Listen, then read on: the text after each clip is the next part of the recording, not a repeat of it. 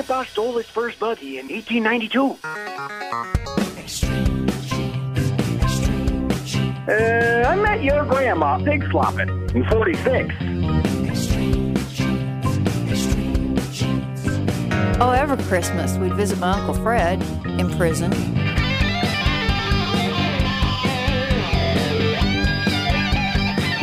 And welcome to another spine-tingling episode of Extreme Genes, America's family history show, and extremegenes.com. My name is Fisher. I am your radio root sleuth on the program where we shake your family tree and watch the nuts fall out. Nice to have you along. This segment is brought to you by Legacy Tree Genealogists. Check them out at legacytree.com. And coming up for you later today, very excited to have back on the show after a couple of years, DNA specialist Blaine Bettinger. And Blaine is going to be talking to me about a really new, exciting thing happening in DNA, and that is ancestral DNA. I mean, not just through you, but through the ancestors themselves and perhaps the letters they've left behind. Who's doing it? How much does it cost? What's the benefit? Blaine's going to get into that with me coming up in about 10 minutes or so. And then later in the show, he's going to talk about some of the ethics questions that have been coming up about DNA and police investigations.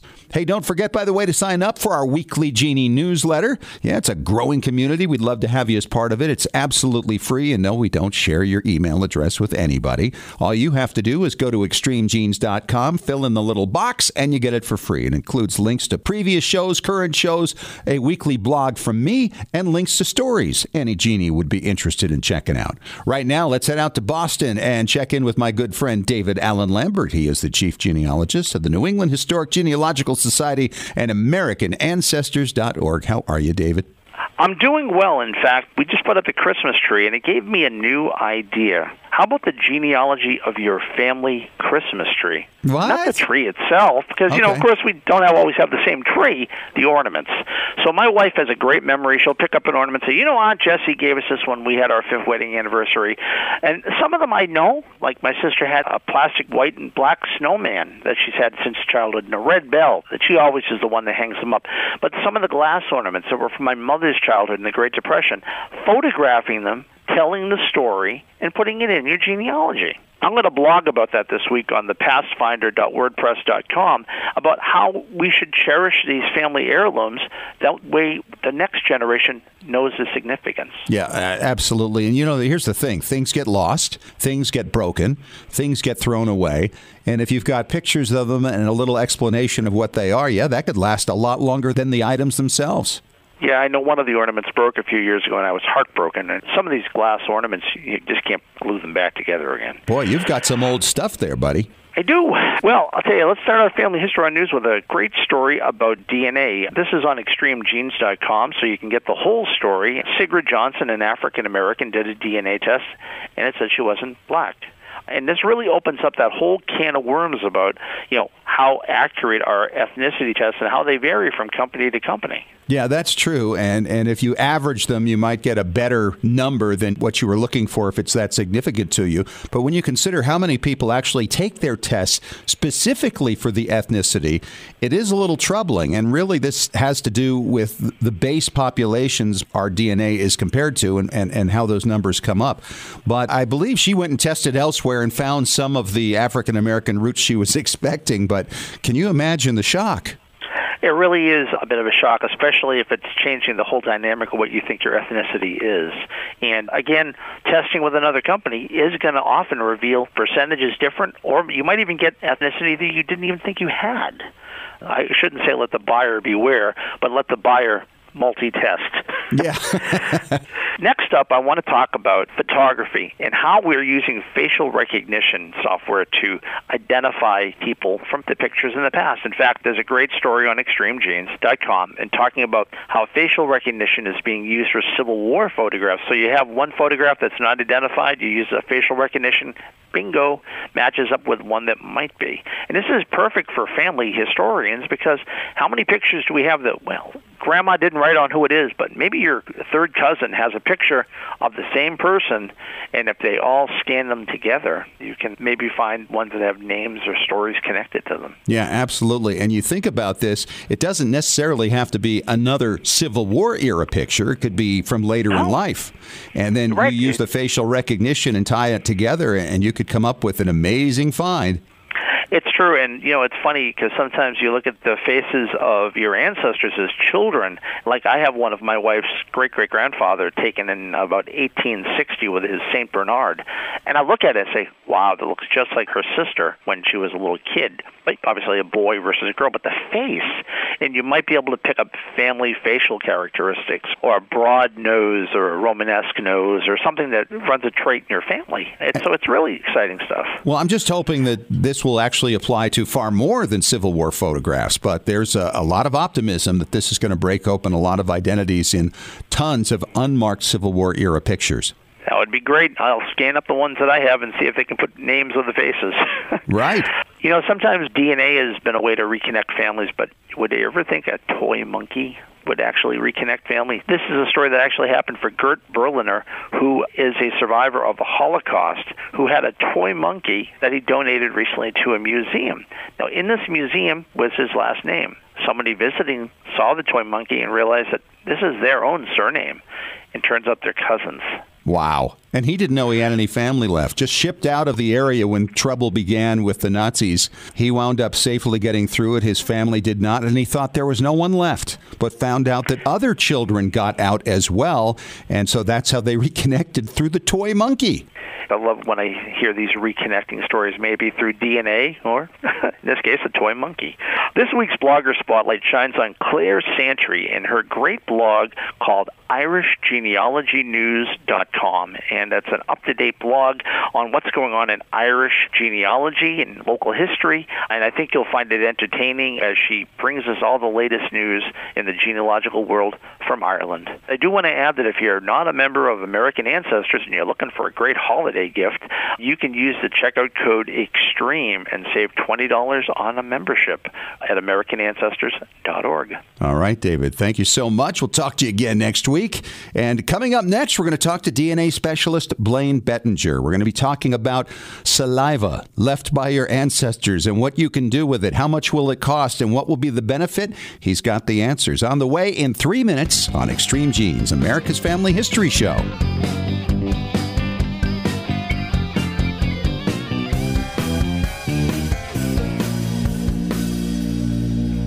Hi, Genies. I am Fisher, and for some time now, I've been telling you about the Vivid Pics Fix from my friends Rick and Randy, a couple of great photo geeks who got their start at Kodak many years ago, and they've come up with this great software called Restore. Now, with Restore, all you have to do is take your digitized photograph, push one button, and you get 9 choices of incredibly improved photos. And all of a sudden, your photo that you thought was fading away forever is there for you to preserve and enjoy and share with your family forevermore. But here's an added bonus. As a genealogist, you know what it's like to deal with a really faded document. Well, with Restore from Vivid Pics, push one button, and that document can become fully legible again, just like a document I saw recently from the 19-teens, written in light pencil that is now fully legible.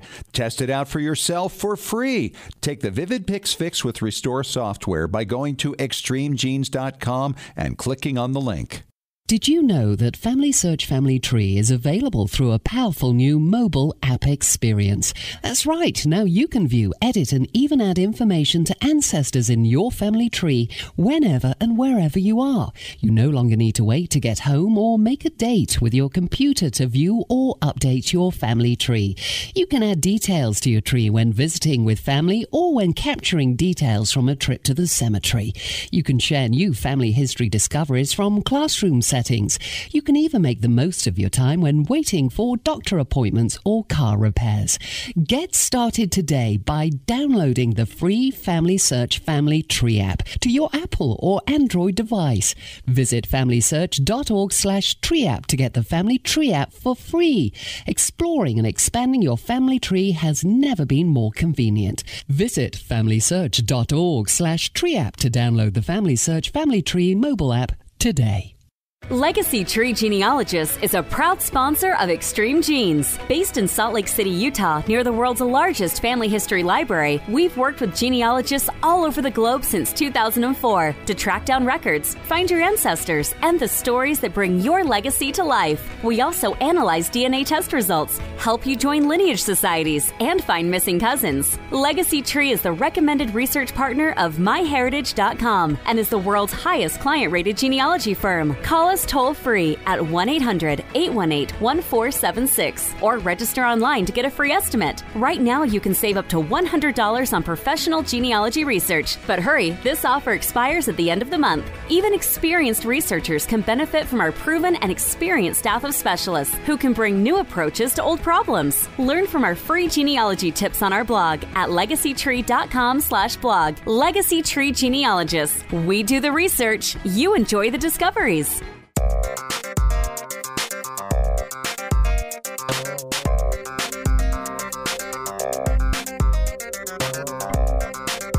Well, my next guest I met for the first time only a couple of months ago in Indiana for the Federation of Genealogical Societies conference, and it was a great time to finally meet Blaine Bettinger. And Blaine is someone I've spoken to before. We've had him on the show before. He is the guy behind DNA-Central.com, where you can sign up and learn all kinds of things from one of the great masters in the field. He is a professional genealogist. He is a DNA specialist. Blaine Bettinger, welcome to Extreme Genes.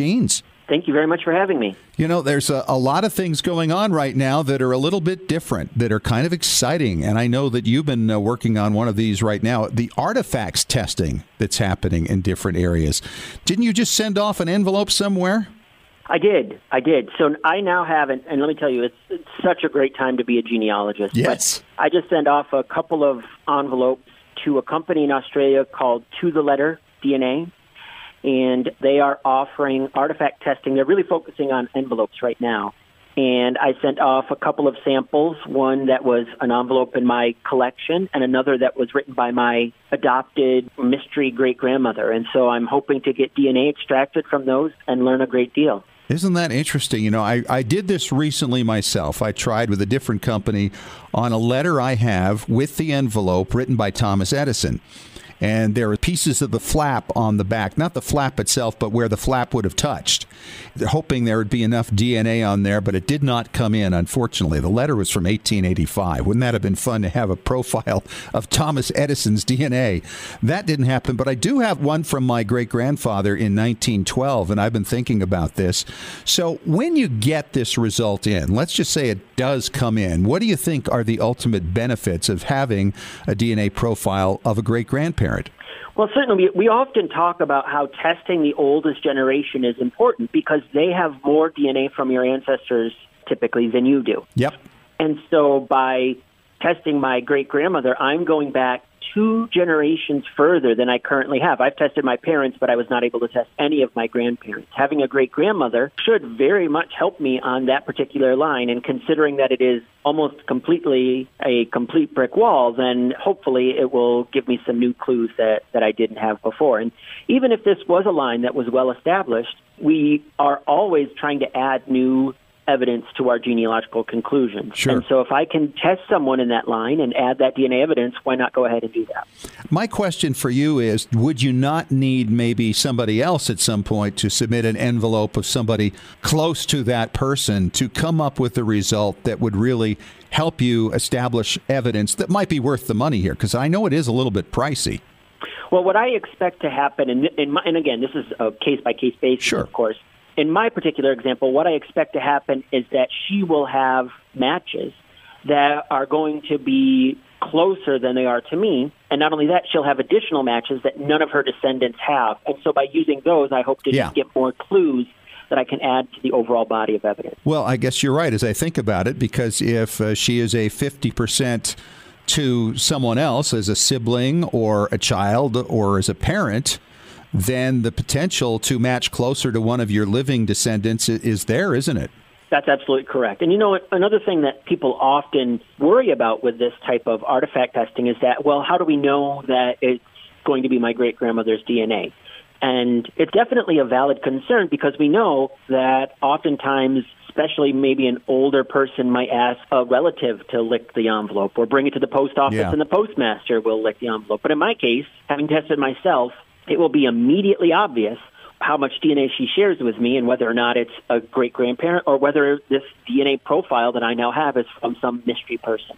Now, to the letter DNA.com is going to test this. Is it the stamp or the flap? Right. So this is fascinating. So they're actually using the flap.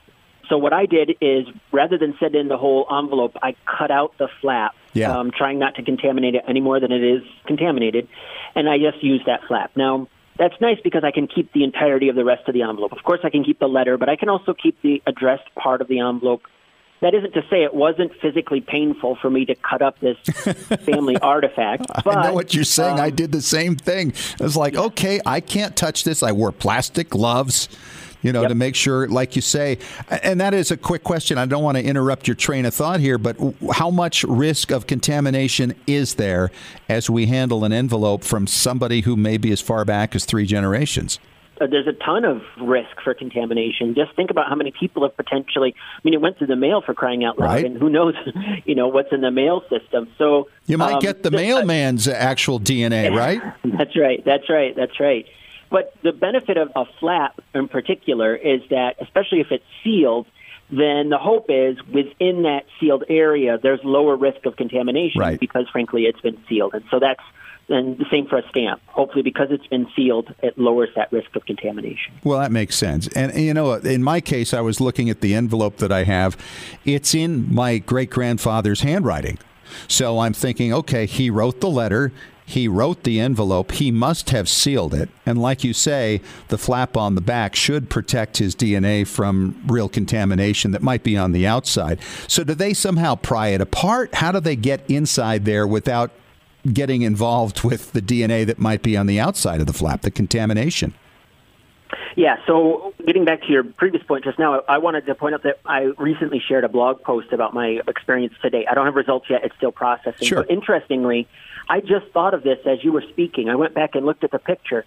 The envelope flap that I mailed in, my great-grandmother wrote her return address over the flap, which is, I think, very strong suggestion that she, in fact, must have licked it herself and then wrote on it. So you just made me feel a whole lot better about that just now. But thank you. But certainly what they will try to do, and at least this is my understanding, is they will try to get DNA from underneath that flap in order to try to minimize the effect of contamination. Sure. You could wind up with a mix, I would assume, right? Would that change percentages somehow? Yeah, actually, that won't work out very well. So the chips that they use don't work very well if there's a mixed sample on there, because essentially they'll have all results for everything. So as a result, if it's too mixed, they're just not going to get a good result from the SNP chip when they run it. Could they wind up getting certain DNA from one part of that flap where it's not mixed, whereas on another part it might be? Yeah, that's definitely a potential. The problem is that typically they'll have pooled some of the DNA and it will kind of all be in the sample they run on the chip. So it's definitely a little bit of a gamble there. I'm talking to professional genealogist and DNA specialist Blaine Bettinger about artifact testing. It's kind of a new thing that's coming along. We've talked about it a little on the show in the past, but not nearly as in depth as we're doing right now. How much do they charge, by the way, at totheletterDNA.com, Blaine? I don't have the exact price here in Australia dollars. Actually, I do. It's about $780 Australian, which works out to somewhere around $575 US, depending on the conversion rate. Okay, so it is pricey. This is not something everybody's going to be able to do, afford to do, or want to do at that price. But that'll hopefully come down over time, right? Because you're thinking, man, how many envelopes have got to be out there from a century and a half ago, or even longer? I think there are enormous amounts of envelopes. I speak to people all the time, and they're always asking about this, so I think there's a huge potential. On the other hand, I don't expect the price to drop dramatically because this process is so much more labor-intensive than traditional DNA testing. When you send a sample off to Ancestry, for example, it goes in a robot along with 50,000 other samples, and a human hand never touches them again until they get dumped out. For this type of testing, it is very labor-intensive. You have a lab tech that's doing all this work on an individual sample, and so as a result, these prices are always going to be considerably higher. Man, I mean, I'm just thinking about this. I have love letters between my parents who are both deceased. I never got their DNA. My dad passed 45 years ago, and I'm thinking, boy, that'd be great to get Dad's DNA. I wish I had something from his parents, but boy, you look at it, you might kind of have to divide the baby here, right? Do a little Solomon thing. Which one are you going to do? Yes, it really is physically painful to do this, but when you think about the potential benefits, it could just be such a wonderful thing to have these DNA profiles. Yeah, absolutely. So as we go forward, how many people do you think would actually take part in this? Are you seeing a lot of people doing it now? Have you spoken to many? I have not spoken to many people that are actually doing it. I think there is a little bit of a wait-and-see attitude to see how successful the companies are in doing these extractions, and I think that's a fair thing to do because these are precious artifacts, and so people don't want to send them off unless they have some indication that there's at least some probability of success. And so at this early stage, those of us that are sending off the samples, we do so knowing that we are the pioneers, and there is a very high risk that we will get nothing from this process. As was the case with my Edison letter. How many companies are you aware of? I know Living DNA is offering this opportunity, and then you've got To The Letter DNA.com. Anybody else? Those are really the two organizations that I'm familiar with that are offering this for genealogists. Because one thing that's really important, before anyone considers sending off their sample, they want to make sure that the company is using a SNP chip to analyze the DNA. Because a lot of companies will do this, but they'll be looking at, say, for example, CODIS markers, which is a different type of DNA marker that isn't compatible with the genealogical markers that we use at Ancestry or 23andMe or GEDmatch. So don't use a company unless you're sure they're going to be looking at it with the SNP chips, they're called, that the testing companies use. Wow. This is all fascinating stuff, and it's got me very excited. I got to talk to these people and see what we can do here. I would like to try several of them, like you say. It would be really fun to see if you could get some more matches as a result of getting further back. All right, Blaine, before we continue here and take the break, why don't we talk about ethics here coming up? I ask all the DNA specialists about this because everybody's got an opinion about what's going on, especially with law enforcement and all that, and I know you do too. That's right. Absolutely. It's a very challenging area right now for sure. All right. We'll get to that coming up in 5 minutes on Extreme Genes, America's Family History Show.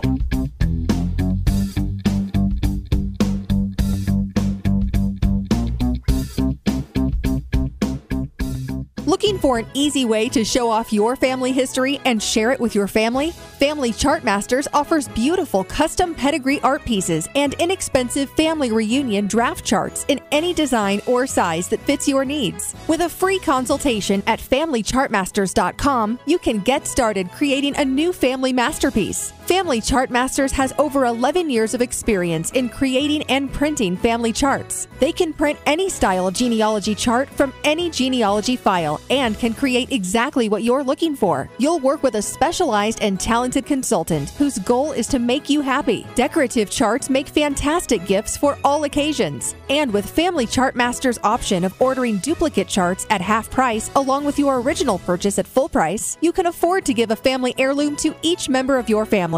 Contact Family Chartmasters today at FamilyChartmasters.com for your free consultation. Family Chartmasters will give the greatest care to your family history.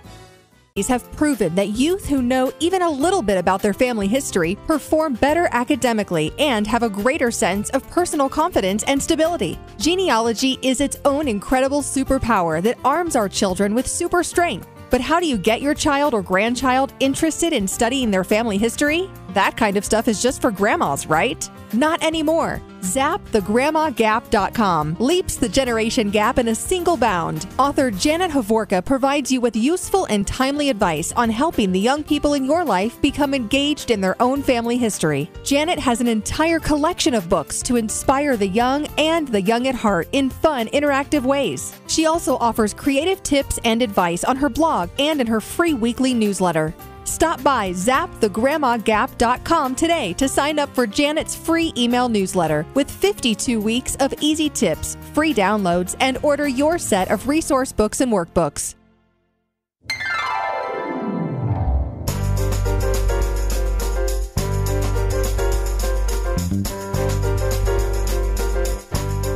Back at it. It's Extreme Genes, America's Family History Show, and extremegenes.com. Fisher here, your radio root sleuth, talking to Blaine Bettinger. He's a professional genealogist and DNA specialist, the guy behind DNA-Central.com, one of the best-known DNA specialists in the country. We were just talking about artifacts testing, which is fascinating, and now we're going to do a little switch here over to talking about ethics and police work right now, because there's a lot of debate on that among the genealogical specialists around the country. And Blaine, I know we chatted a little about this over lunch in Indiana. It's a complicated issue. It really is. There are a lot of different sides to this issue. There are a lot of ethical dilemmas that are involved. There are no easy answers. Yeah, I look at this and I think, okay, for people who are not following this, you need to understand that there's really only one site that's openly available for police agencies to match DNA to, and that is GEDmatch out of Florida. And they're all about it at this point. They're all in. They were very worried about it in the beginning, as you may have seen on, what was it, 60 Minutes? Or was it Sunday Morning on CBS? That was 60 Minutes, I believe. Yeah, I think it was 60 Minutes. And then they talked to the founders of GEDmatch, and they were kind of horrified. They felt maybe like they had betrayed the purpose of their site to their customers, who, by the way, get in there for free, and then realized, oh my gosh, there's overwhelming support for this. But that doesn't mean that all the questions have been answered. So let's start with this. What are the concerns, Blaine, when you talk to people, the first thing that comes up? Well, what I'm experiencing now is a concern about a potential chilling effect on test taking. So one of the issues is that as these crimes are essentially solved, or since none of them have really gone to trial yet, I think we have to technically say, as this is my lawyer hat saying, the suspects that have been identified, as these are potentially solved, they are getting a lot of publicity, and people are looking at this potential law enforcement use of DNA and have some privacy concerns or have some concerns about the use of their DNA in that manner.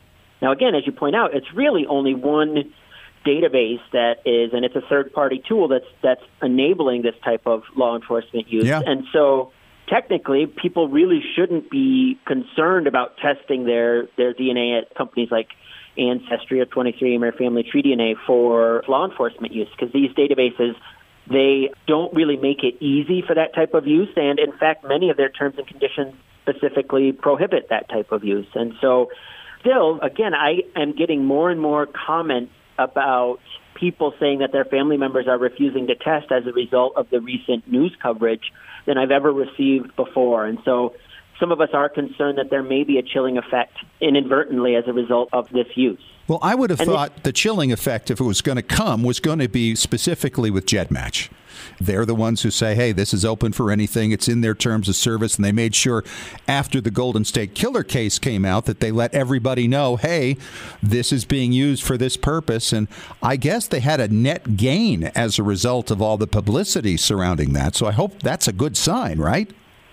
Well, I think it could be. The issue is whether people that are at GEDmatch or uploading to GEDmatch are a more biased group in one direction or another. For example, people that have already undergone DNA testing may be people that are less concerned about potential law enforcement use. And indeed, when you poll people in GEDmatch or in DNA-focused Facebook groups, for example, there is indeed overwhelming support for law enforcement use of our DNA test results in an ethical way to identify suspects. But the question is it a biased group? Is that the population as a whole, or is it not? And that's an issue that no one really has any good answers for. I would think the ethics question really has to come down to this. Are you going into your DNA testing through GEDmatch specifically with your eyes wide open, aware that you may implicate somebody that you're related to at a fairly close level in a crime, right? Because I think that's absolutely right. That's basically the gist of the whole thing, because it's not, like you say, it's not the case for Ancestry or 23andMe or Family Tree DNA. It's only for GEDmatch. They obviously make their terms available. I would think the real question right now is everybody who was in GEDmatch before this came up, are they aware that their DNA is being used for it? Because everybody since certainly does.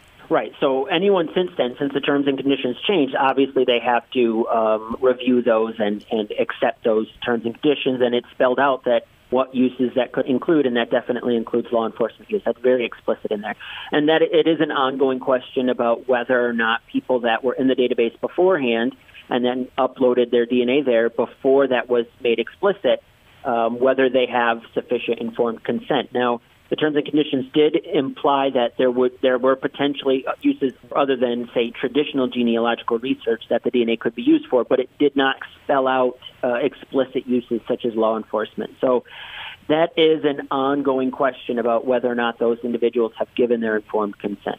I would think, though, that there has never been a more publicized terms of consent that's been out there concerning DNA, though, since this whole thing came out, so that those people who aren't paying much attention to it, that they don't have a huge excuse, really, not to know, right? Yeah, in the traditional world of informed consent, there really isn't this concept of informed consent by the news. So, I've seen that argument that it's so widespread that everyone should have knowledge of this by now, and certainly that is very much the case. Many, many people are going to be aware of this as a result and have the option of removing their DNA, making it private, and other things at GEDmatch.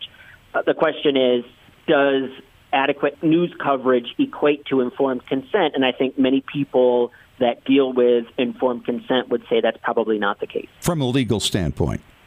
From a legal standpoint, yes. Do you think there's a risk for GEDmatch from a legal standpoint for those who are in the system since before the change? And I think it was more of a tweak, really, than a change, just further clarification, that somebody might go after them and saying, hey, wait a minute, I didn't agree to this? No, I don't think so. Because, and again, I don't want to give legal advice. This is just information in my opinion. But I don't think so, because there's no evidence of harm. The individuals in the database are unlikely to have standing, and so it's not a situation where this is not so much a legal issue. It's more of just the ethical issue associated. Sure, as far as it goes. Well, in my mind, and I'm sure many, many people feel the same way, hey, if I could catch a second or third cousin that's done some of the horrendous things that the people have done that have been nailed as a result of this technology, I'm more than happy to help, that's certainly, it's hard to argue with what's being done with it, right? And that is both a blessing and a curse in a way, because it makes it more difficult for ethical discussions to happen, because we see that the worst of the worst are being identified using this process. Yeah. And so it's really hard to say there might be problems with this process, because the outcome is just so getting these individuals off the street if they're ultimately shown to be guilty, right? So getting them off the street is obviously a very important outcome, but maybe that has the potential for, and it's hard to even say this, it has the potential to blur our vision a little bit when we discuss some of the ethical issues. He's Blaine Bettinger. He's a professional genealogist and DNA specialist. He's the guy behind DNA-Central.com. Blaine, it's great catching up with you again. We've got to get you on sooner next time. Absolutely, and it's always a pleasure speaking with you. Enjoyed it. Always so much to cover when we talk about DNA. And coming up next, we're going to delve into preservation with Tom Perry from tmcplace.com. He is our preservation authority. We're going to talk about some of that old equipment that's cluttering up your house. Do you get rid of it? Do you sell it? Do you give it away? Do you junk it? What do you do? He's got some ideas on that coming up in 3 minutes on Extreme Genes.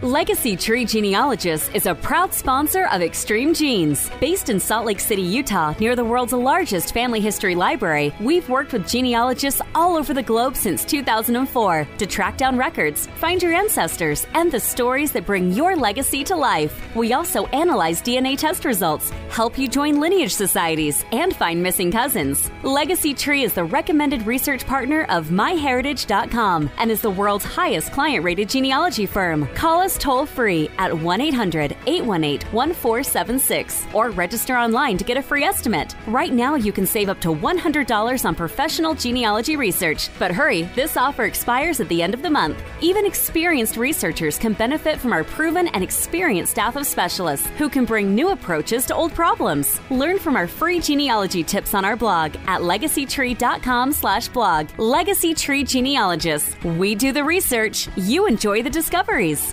Ever wonder where you got your bright green eyes or your infectious laugh? Thanks to technology, discovering your family story has never been easier. And we're bringing it all together at Roots Tech, the world's largest family history conference. Registration for Roots Tech 2019 is open. Join us February 27th through March 2nd for this incredible 4-day event at the Salt Palace Convention Center in Salt Lake City, Utah. Learn from over 300 classes on topics such as DNA, capturing family stories, and preserving legacies. For a limited time, take advantage of promotional pricing. Purchase a 4-day pass for only $209 if you register before January 25th. That's $90 off a regularly priced pass. Explore over 200 exhibits in the expo hall and interact with the latest technology. Join the excitement, join the fun. Discover your family, discover yourself. Discover Roots Tech, February 27th through March 2nd at the Salt Palace Convention Center in Salt Lake City, Utah. Register today at rootstech.org. Hey, Genies, Fisher here with a shout out to our Patrons Club members at patreon.com/Extreme Genes. This is where friends of the show support Extreme Genes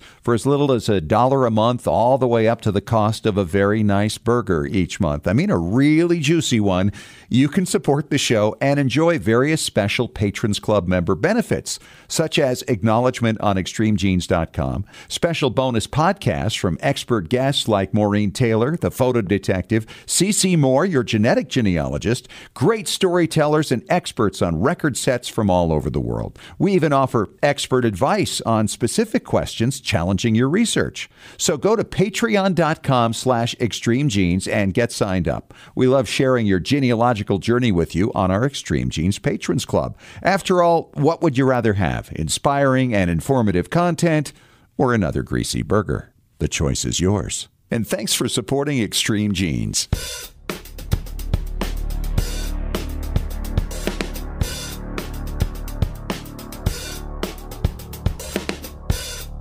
Hey, welcome back to America's Family History Show, Extreme Genes and extremegenes.com. It is Fisher here, your radio root sleuth, and we're talking preservation as we do every week with Tom Perry. He's our preservation authority from tmcplace.com. Hey, Tom, welcome back.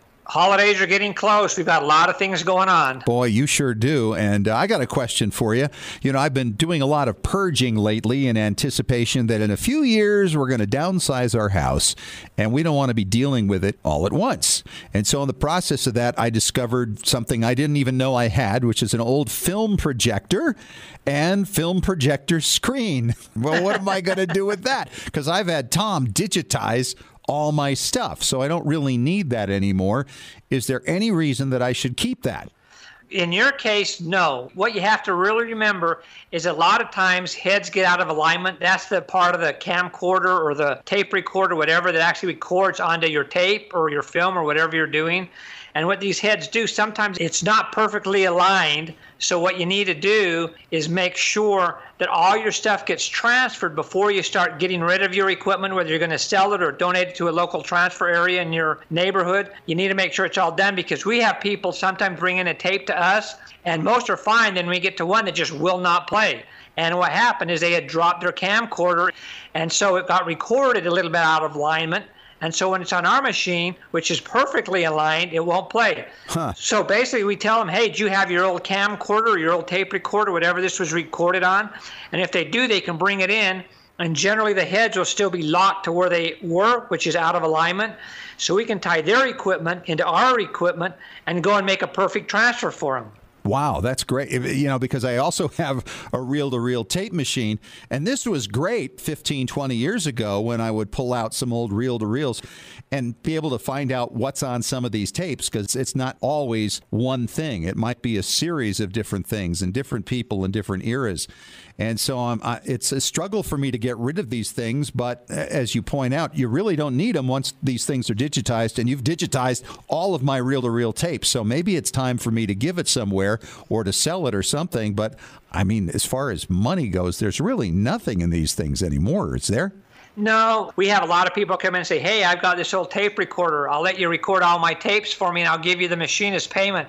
And we laugh hysterically. So they say, okay, we'll go ahead and have it done. You can have the machine anyway. And usually what we do is we just cannibalize it, because a lot of this old equipment is so heavy, if you shipped it to us to have it fixed, it could leave our place perfectly repaired. But if it's going clear back to Iowa or something, just shaking in the UPS truck could get it out of alignment. It's called the azimuth and the zenith. It's kind of the tilt of the heads, gets out of alignment, and it's no good. So if you have stuff like that and you don't have a boat and need an anchor for it, I just donate to somebody. Somebody like us might be able to scavenge some parts off of it. Yeah, so if you have a local digitizer somewhere, you've mentioned to me that you've looked for materials many times. You buy things off of eBay, right? Oh, yeah, even if they're not working, it says right in there for parts only, because hopefully the one part that's still working on that machine is a part that's not working on ours, and so we can steal parts off of it and do things. We've even fixed our reel-to-reel machine with O-rings off of motorcycles. What? Really? Are they similar sizes? Oh, yeah, they're similar sizes, and it's just amazing. And one thing you want to remember in your reel-to-reel, too, is if you want to listen to them before you go and have them transferred, that's a good idea. However, I really recommend don't do it in one room and go to another room and listen to it, because a lot of times the old reel-to-reels can start flaking off. And if they start flaking off the magnetic stuff, you're going to lose everything. So if you have a tape doing that, stop immediately, bring it into us or ship it into us, and we can do what we call a shake and bake and make it so we can replay your tape over and over again and get the transfer proper. Wow. All right, Tom, what do you want to talk about next segment? Let's talk about your tapes and things that you need to store until you can get them all put together and get them transferred. All right, good stuff. Coming up in 3 minutes on Extreme Genes, America's Family History Show.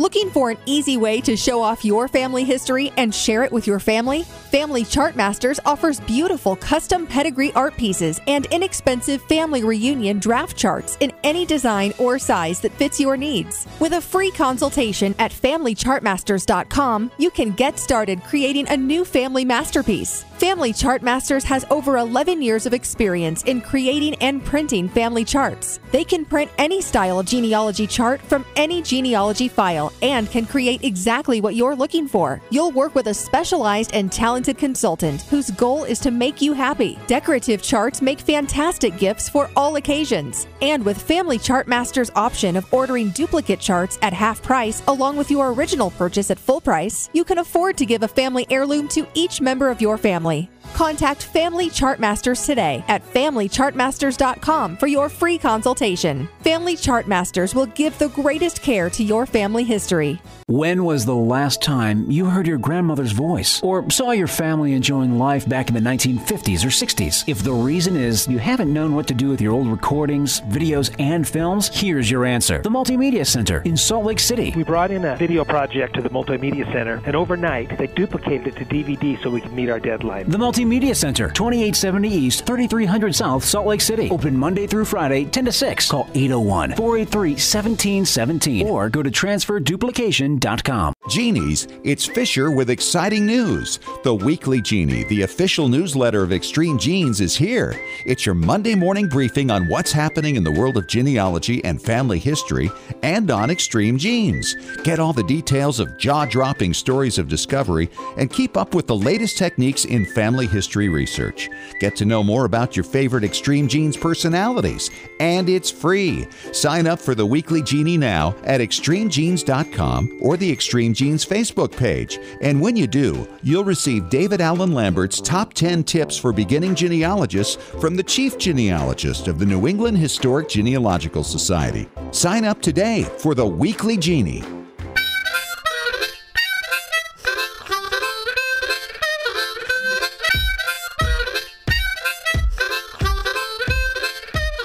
Hey, we're getting close to the finish line here on Extreme Genes, America's Family History Show, and ExtremeGenes.com. Fisher here, your radio root sleuth, talking preservation with Tom Perry, our preservation authority from TMCplace.com. And, Tom, we were just kind of hinting at this at the end of the last segment, talking about maybe doing a little piecemeal work to make sure that your material can all get digitized. You can't often do it all at once because it's very expensive.